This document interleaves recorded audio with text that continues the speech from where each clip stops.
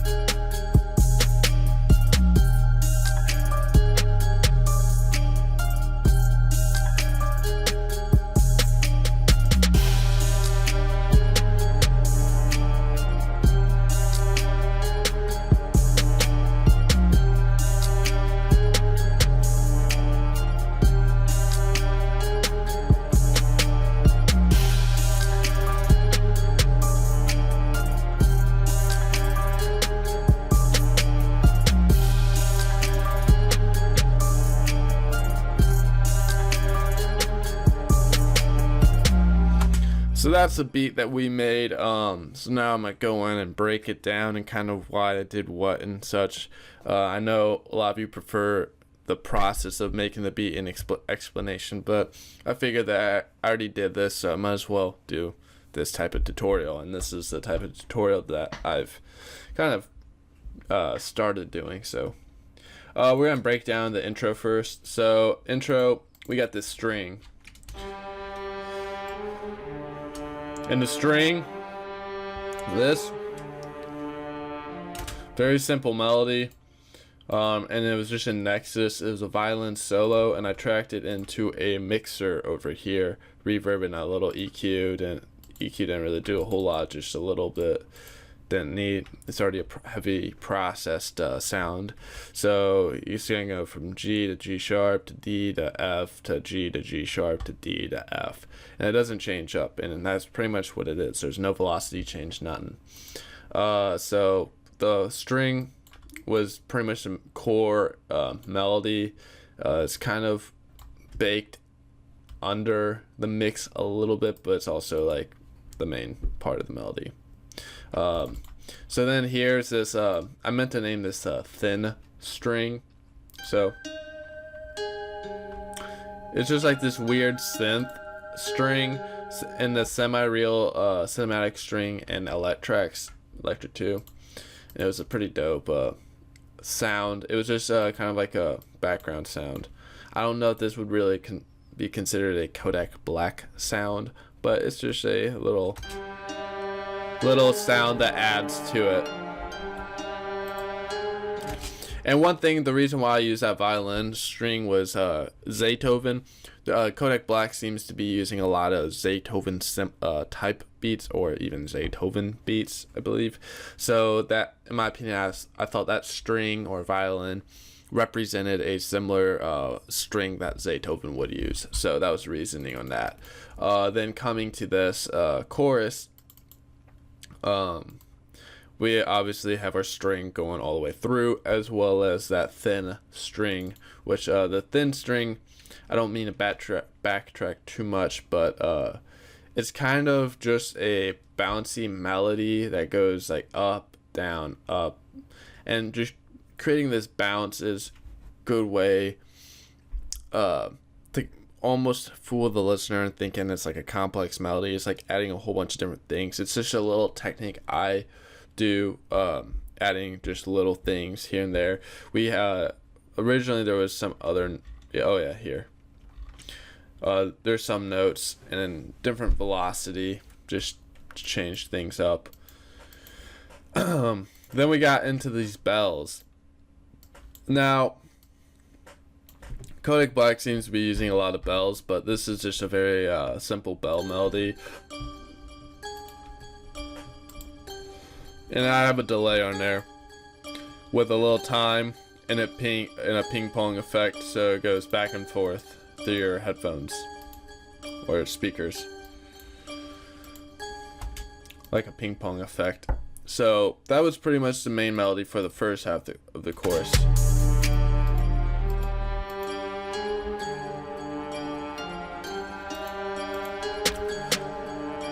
Then I had these snaps. So the snaps were just on the normal areas where I would put the snares. Then I created these bounce snares. Originally it was just the snares, but I'm like, nah, I need to put some snaps in there. So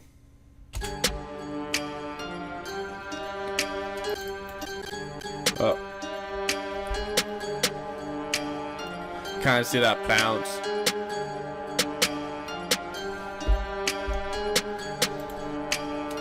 Then here's this other little percussion ding right here. All these sounds are available in our drum kits, which are available at beat-at.com. So if you guys want the drums that we use, go there. So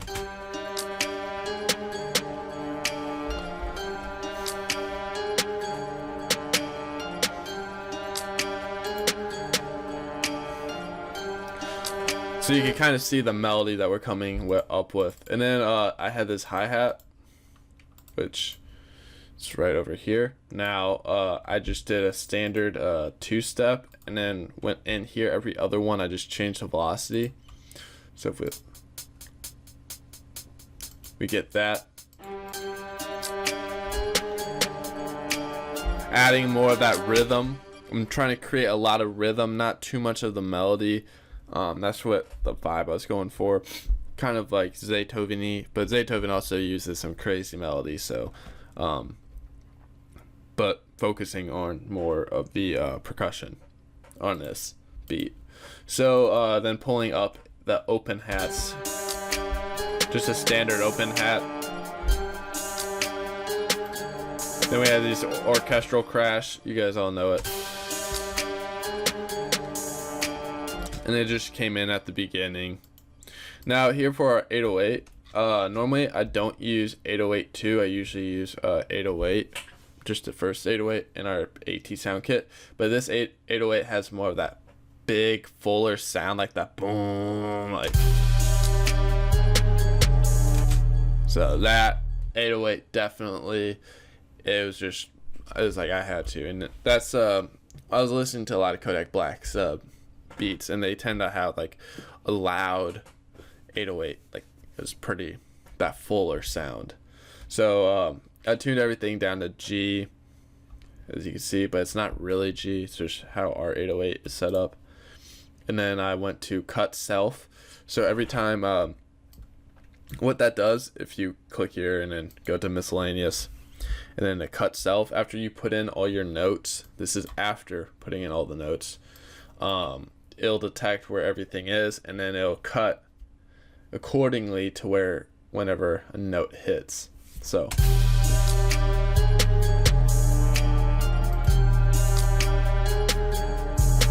a little EQ to boost it up, bring it a little bit more out of that mix. Now this 808, the one thing it lacks, it's more sub than kick. So I then put in the kick right here. Get more of that thud.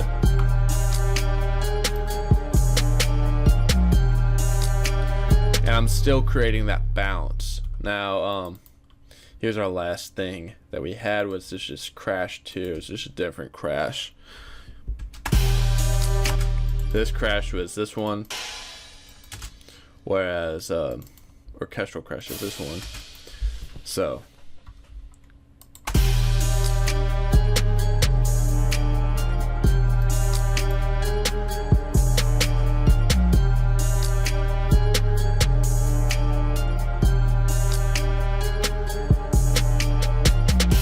now we're going into the second half, and in the second half the only thing added was an extra little orchestral crash here, these new hi-hats that are going on top of the other ones as well, and then the piano. Now the piano is just a very basic little melody. Here it is.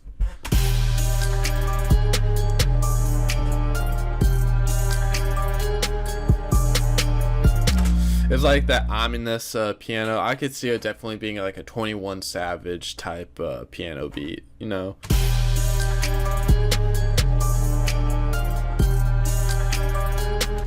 So you got that.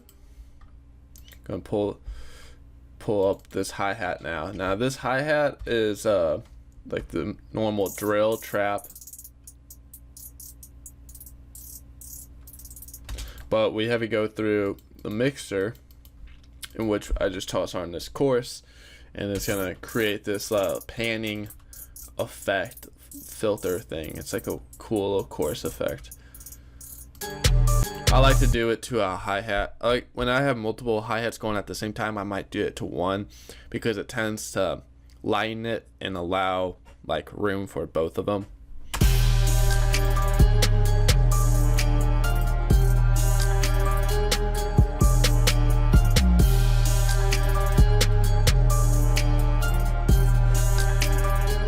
Alright, now it's going into the verse. Now the verse, we still have our strings, as you can see. We're just cutting, I like to think of 2-2-2. What I mean by 2-2-2 is sometimes when I'm in BPM of 120 to 140, I will do 2, 2, and 2. And this is a structure process. So over here, I don't have the 808. I don't have this other melody, the thin string. That's really called thing string, but meant thin string. But I have some hi-hat and some percussion and drums. So I have less stuff going on in my verse than I do in my chorus. So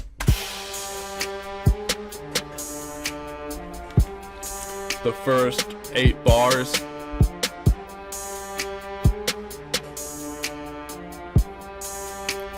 Now here comes in the 808.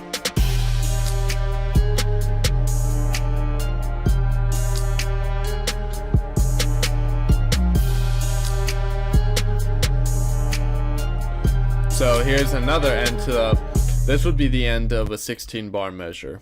So here's 8, 8. So 16, so now we're in 24 bar verse. That's pretty common in rap nowadays, working in higher BPM. So I took out the strings and I put in the bells.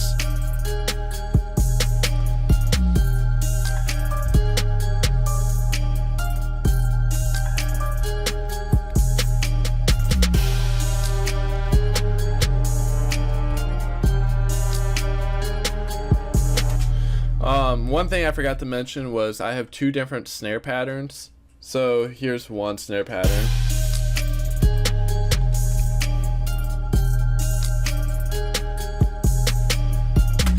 So, and then here's another one. Now the only difference is the ending part, where I change up, add a couple other notes and change up the velocity, and it creates more of a bounce, or like an ending, like other snare, like dun dun dun, like. You see, it's a good way to end it, and like it transitions, and I did that. So I did it right there, did it right there, did it right there, didn't do right there, did it right there, did it right there. I meant to do it there and meant to do it there. So ultimately, it's like every other one. So, and it just transitions into a new part, because every two, there's a new thing happening. So, two, two, two, two, two. So yeah, that's just a way that I like to think of it. We could even go and pull in that snare and pull in right here. So yeah, I mean, that's the beat that we got. I'll play it one more time from the beginning to end. So this is a much faster tutorial, so you guys might need a pause and rewind and go whatever, do what you need to learn what you did. I do apologize for putting out like there was only 100 views got to this, the original Kodak Black beat, but I mean tutorial, but I apologize for re-uploading a new one and such. But here is the beat, and yeah.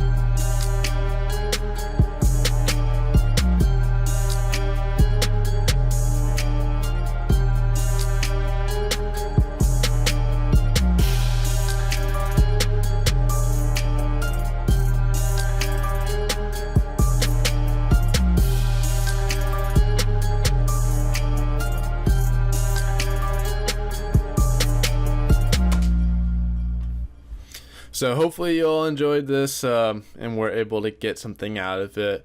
I do apologize for just how everything was rushed and such, just trying to get more content out to you guys and faster, as well as keeping that quality standard. So this is Andrew Pierre here, BDAT Production Publishing, and I'll see you guys later.